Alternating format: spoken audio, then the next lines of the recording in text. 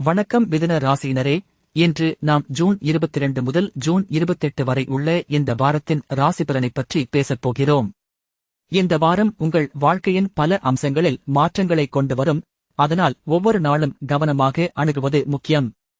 முதலில் திங்கட்கிழமை பற்றி சொல்லலாம். திங்கட்கிழமை உங்கள் வேலைப்பகுதியில் புதிய வாய்ப்பு வரும். அதனால் உங்கள் திறமைகளை வெளிப்படுத்தும் நேரம் இது. உங்கள் மேலாளரின் கவனம் ஈர்க்கும் வாய்ப்பு அதிகம். புதிய திட்டம் அல்லது பதவி உயர்வு குறித்து பேசலாம்.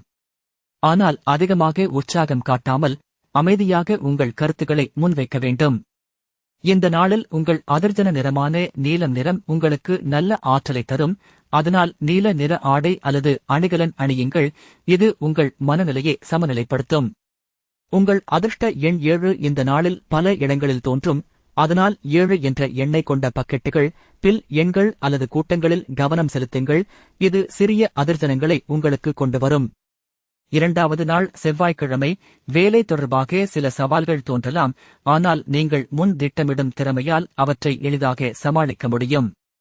உங்கள் உடல் நலத்தை கவனிக்க காலை சிறிது யோகா அல்லது நீட்டிப்பு பயிற்சி செய்யுங்கள். இது உங்கள் மனதை தெளிவாக வைத்துக் கொள்ள உதவும். மூன்றாம் நாள் புதன்கிழமை. காதல் உறவுகளில் முக்கியமான நாள். உங்கள் துணையுடன் உரையாடல் மிகவும் முக்கியம். ஏனெனில் சில தவறான புரிதல்கள் இந்த நாளில் எழலாம். உங்கள் உணர்ச்சிகளை தெளிவாக அமைதியாக வெளிப்படுத்தினால் உறவு மேலும் வலுப்பெறும். இந்த நாளில் நீல நிறம் உங்கள் மனதை அமைதியாக வைத்துக் கொள்ளும். அதனால் நீல நிற ஸ்கார்ஃப் அல்லது மொபைல் கேஸ் பயன்படுத்தலாம். நான்காம் நாள் வியாழக்கிழமை. நிதி விஷயங்களில் சிறிய கவனம் தேவை. உங்கள் செலவுகளை மீண்டும் பரிசீலித்து தேவையற்ற வாங்குதல்களை தவிர்க்குங்கள். சிறிய சேமிப்பு திட்டம் தொடங்குவது நல்லது. இது எதிர்காலத்தில் பெரிய லாபத்தை தரும். இந்த நாளில் 7 என்ற எண் உங்கள் வங்கிக் கணக்கில் அல்லது பில் எண்களில் தோன்றும்.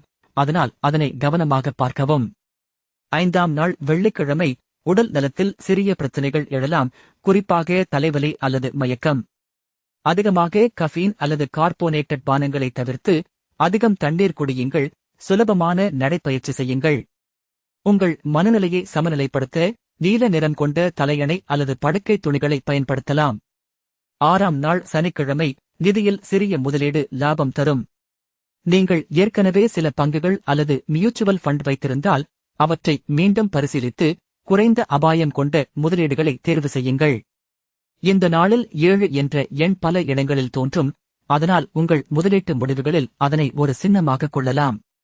கடைசி நாள் ஞாயிற்றுக்கிழமை. குடும்பத்துடன் நேரம் செலவிடுவது மிகவும் முக்கியம்.